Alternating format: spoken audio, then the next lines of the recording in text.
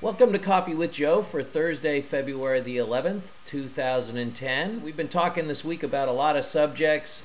Bernanke's in the news talking about his exit strategy now that the economy is starting to recover. Greece is creating headlines with its debt problems in Europe and its relationship to the European Monetary Union. And Joe, you keep talking about monetary sovereignty every time all these different sounding topics come up. What is monetary sovereignty to you?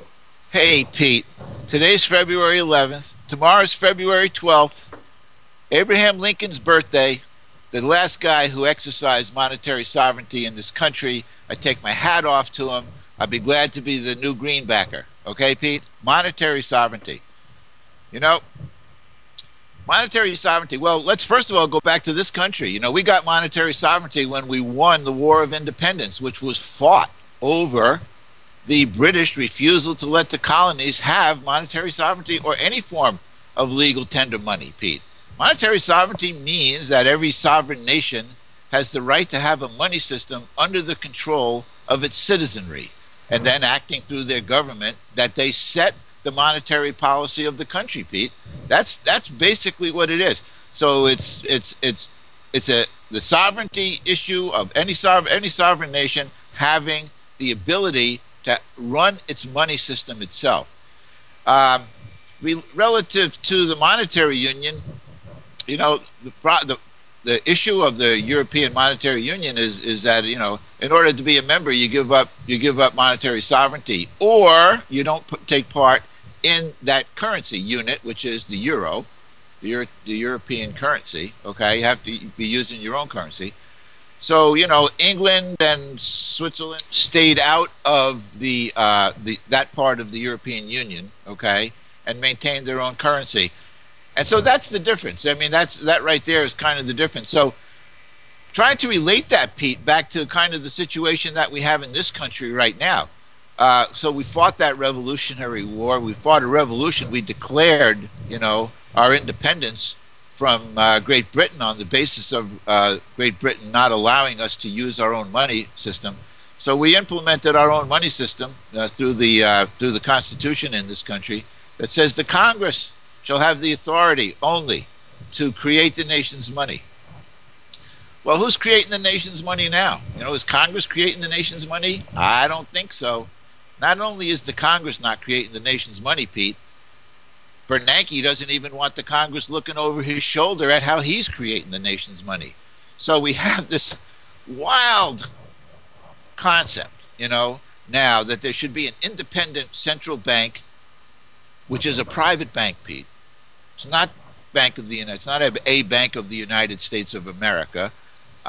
It's a private bank. It's a private central bank, and it has all the authority over the currency, the monetary system, which really is the currency, dollar, U.S., you know, dollar, U.S., United States dollar. And so basically we've lost our monetary sovereignty, Pete, okay? And we need to get it back. It's the only thing that we can do in order to restore stability into the economy, Pete. So that's what it is, Pete. That's what monetary sovereignty is. Monetary sovereignty would be in place if the people of the country, acting through their Congress, were in charge of what's happening with their money system, and we're not. And that's why when we go back to the literacy course, when we go back to the money system common, Pete, the money system common is all based on monetary sovereignty, and we need to get it back. Money system common and monetary sovereignty both. What are your thoughts on the European situation then? There's no way to like have any kind of a governmental objective and a governmental control over the economy. There's no way. So they give up their monetary sovereignty. You know, Dr. Michael Hudson did a piece very, very recently, Pete.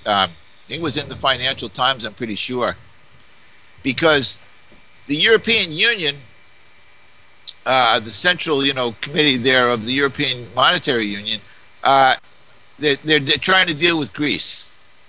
You know, and Greece has very special problems, without any question. They have very special problems. Many of them of their own cause, Pete. You know, we got to be honest about it. But they have these problems, and you know, the European Union is just like the IMF in terms of, you know, the austerity that they're trying to command onto the people of Greece.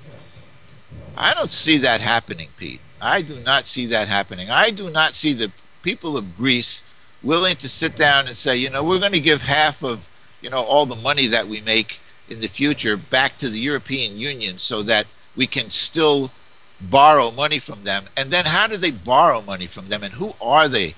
You know, Michael Hudson said, great point, Pete. Well, if the European Union itself doesn't trust the governments themselves, you know, what kind of a union are they? They're not united. So they're not a union.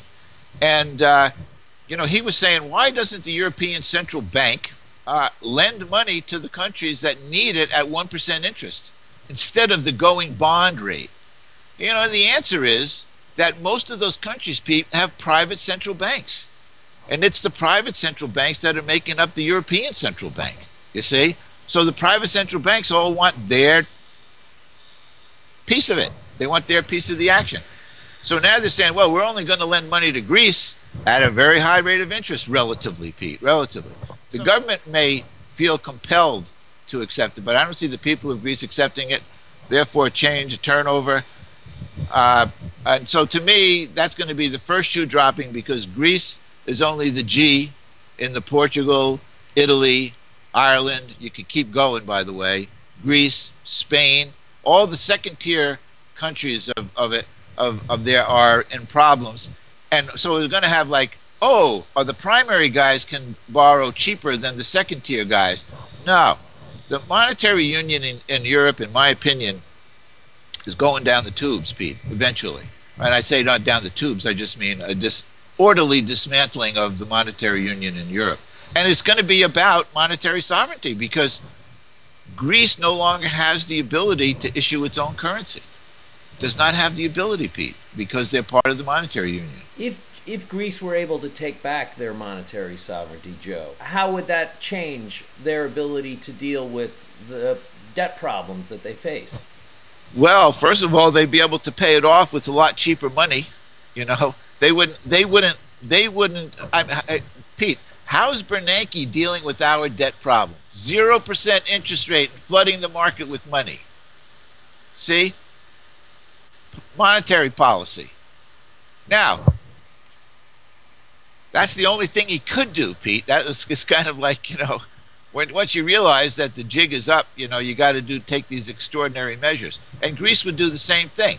Now, Greece is not going to get back to where it was very readily. But what it can do is better than 25 years of, you know, giving half of its earnings back to the the European Central Union. For what? You know me, I'm a monetary revolutionist. I say, you know, we need a revolution in this country. Sorry about that. You know, and in the world. And to me, I see the people of Greece starting to figure out what a monetary system is, what a money system is, how they've been corralled into this situation by, you know, circumstances well beyond their understanding and control, and then using it to educate and inform themselves to come up with something better than they have right now, Pete. Yeah, they call themselves a monetary union, but they're all on their own when it comes to accounting for their debts and their expenditures, right? In a union,